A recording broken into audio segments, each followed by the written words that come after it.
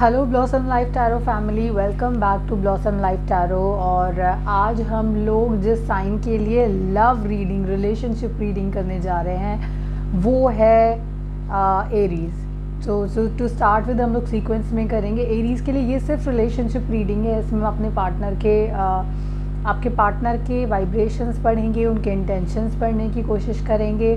उसके साथ साथ हम ये देखने की कोशिश करेंगे कि आपका रिलेशनशिप किस डायरेक्शन में जा रहा है और रिलेशनशिप सेक्टर में किस तरह के चेंजेस आ सकते हैं, किस तरह के एक्सपेक्टेशंस आप रख सकते हैं एरीज।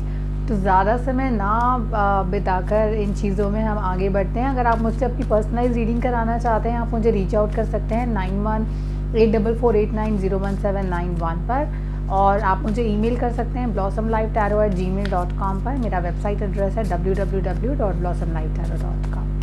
तो आगे बढ़ते हैं और देखते हैं कि क्या वाइब्रेशंस हमें एरीज से मिल रहे हैं और कार्ड से मिल रहे हैं स्पेसिफिकली एरीज आपके लिए। क्विकली हम देखते हैं कि आज एरीज क्या एक्सपेक्ट कर सकते हैं अपनी लाइफ में। अगर हम आपके रिलेशनशिप की बात करें, हम जहाँ जहाँ ज़रूरत पड़ेगी क्लैरिफाई भी करेंगे कार्ड्स को। और ये आपका आउटकम कार्ड हम लोग निकालते हैं। ओके, तो स्टार्ट विद हम क्विकली कार्ड फ्लिप करते हैं और देखते हैं आपके लिए किस तरह की एनर्जीज आ रही हैं एरीज, और क्या मिल रहा है आपको इन द मंथ ऑफ सितंबर 2020।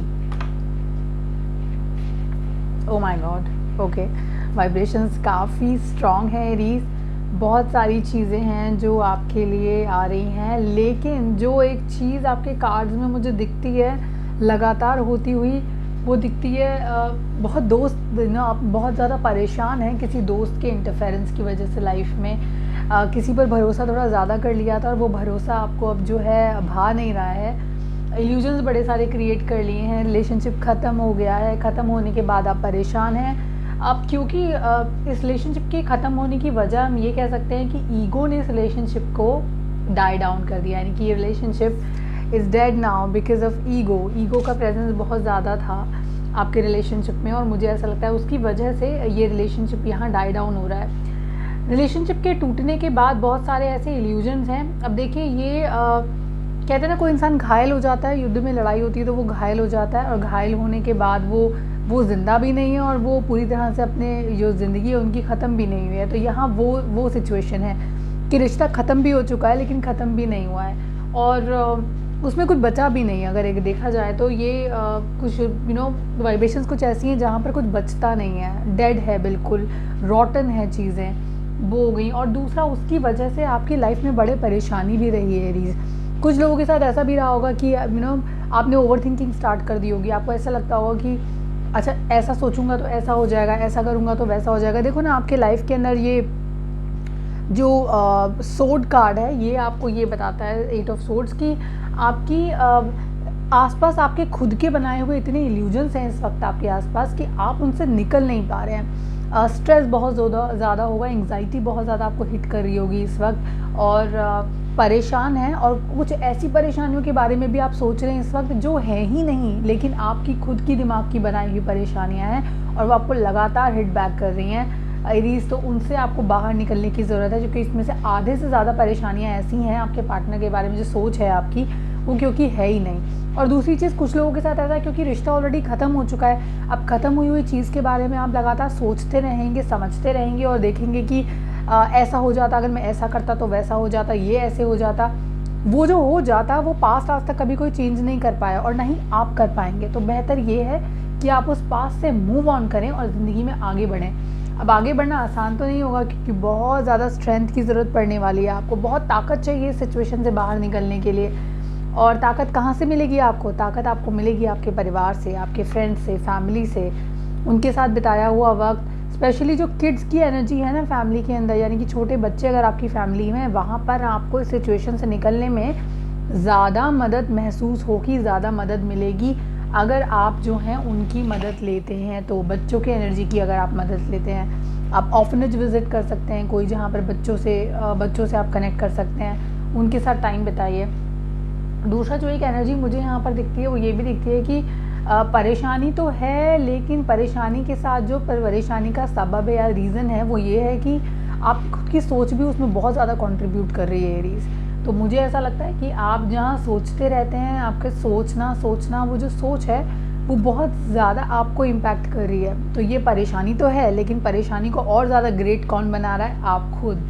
तो ये वजह है। दूसरा, आपके जो पार्टनर हैं उनकी जो एनर्जीज़ हैं वो काफ़ी स्ट्रॉन्ग एनर्जीज़ हैं, तो शायद आपको जितना इम्पैक्ट हो रहा है ना इस रिलेशनशिप के ख़त्म होने का, उतना उनको नहीं हो रहा है। तो आप, और ये बात आप बेहतर तरीके से जानते हैं, आप ये बात बहुत अच्छे तरीके से जानते हैं कि आपके पार्टनर को आपसे अलग होकर उतना नुकसान या उतना दुख नहीं है जितना आपको उनसे अलग होकर हो रहा है एरीज़। क्योंकि आप उनकी सोच, आपके उनके थॉट्स, उनकी मेमोरीज़ आप अपने दिमाग में ऐसे स्टिक करके बैठे हैं ना कि वो निकल ही नहीं रही हैं। अब आप इसी वजह से बहुत दुखी अपने आप को महसूस करते हैं, आपको लगता है लाइफ एकदम ख़त्म हो गई है, लेकिन ये लाइफ उतनी भी डिसअपॉइंटिंग नहीं है जितनी आपने बनाई है। कुछ कार्ड्स को हम क्लैरिफाई करते हैं और देखते हैं वो आपको क्या एनर्जीज देते हैं।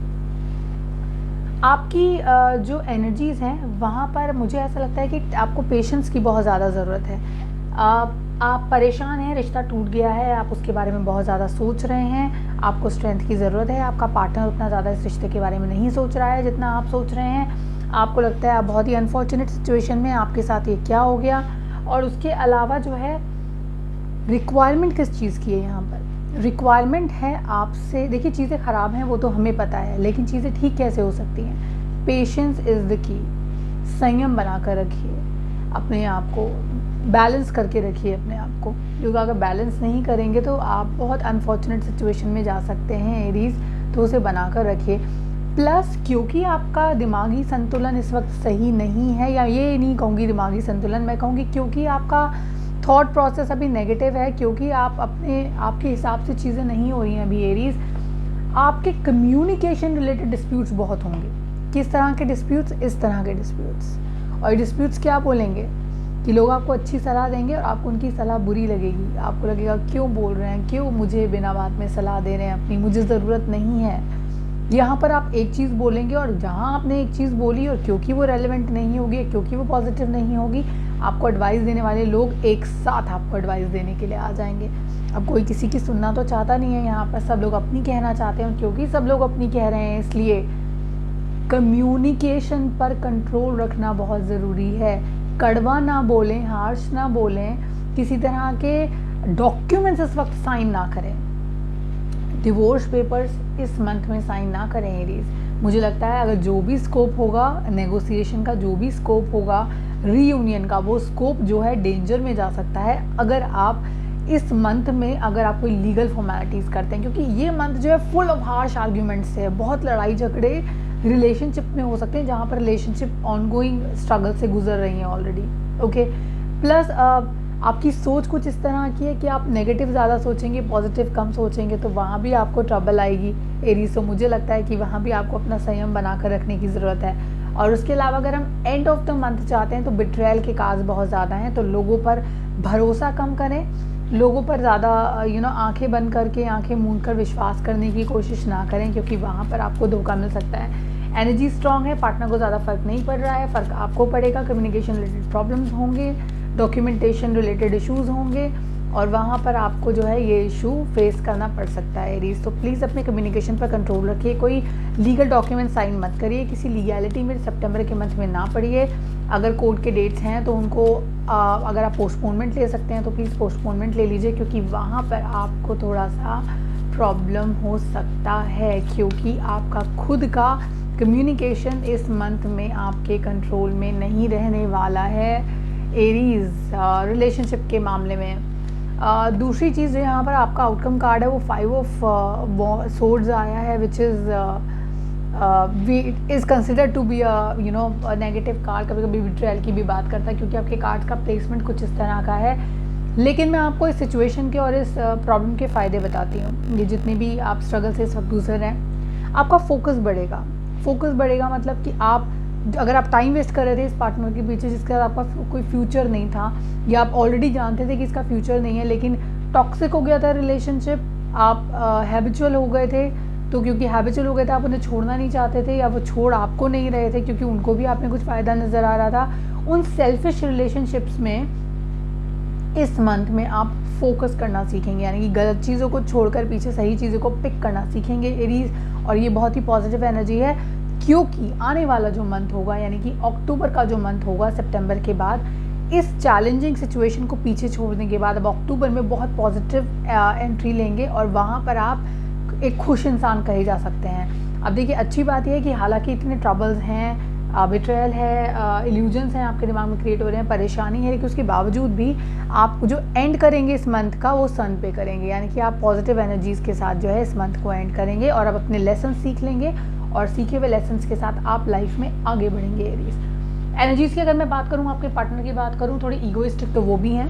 ईगो तो इस मंथ में रूल कर रही है आपके कार्ड्स को, रिलेशनशिप्स को ईगो रूल कर रही है। अगर आप ये ट्रिक समझ गए हैं और आपको ये समझ में आ गया है कि अगर आप ईगो मेंटेन करके रखेंगे तो आपकी रिलेशनशिप ख़राब हो सकती है, तो ईगो को बैक साइड करके अपने रिलेशनशिप में स्ट्रेंथ मेंटेन करिए, प्यार लेकर आइए और सेल्फ रिस्पेक्ट लेकर आइए एक दूसरे के लिए। और सेल्फ रिस्पेक्ट ईगो के साथ नहीं आती है, तो यही ट्रिक है आपके लिए इस मंथ में अपने रिलेशनशिप्स को मेंटेन करने के लिए और पॉजिटिव डायरेक्शन में लेकर जाने के लिए। Alright, take care, be happy, be glad in life. Life बहुत छोटी है, जिए इसे, खुलकर जिए और ईगो को साइड पे रखें। अगर रिलेशनशिप पे आप प्यार लेकर आ सकते हैं अपने एफर्ट्स के साथ, तो प्लीज़ उनको लेकर आएँ। कम्युनिकेशन पर कंट्रोल रखें, लीगल डॉक्यूमेंट साइन ना करें। राइटिंग जहाँ पर भी इंपॉर्टेंट है, लाइक आप किसी को टेक्स्ट मैसेज भेज रहे हैं, किसी का मैसेज आ रहा है, आप उस पर रिप्लाई कर रहे हैं, वहाँ पर सोच समझ कर कीजिएगा, क्योंकि वहाँ डिस्प्यूट्स हो सकते हैं रिलेशनशिप्स में एरीज। सो ध्यान रखिए अपने रिलेशनशिप्स का। टेक केयर, जुड़े रहिए मुझसे, सब्सक्राइब करिए मेरे चैनल को और be happy, be light and God bless you all.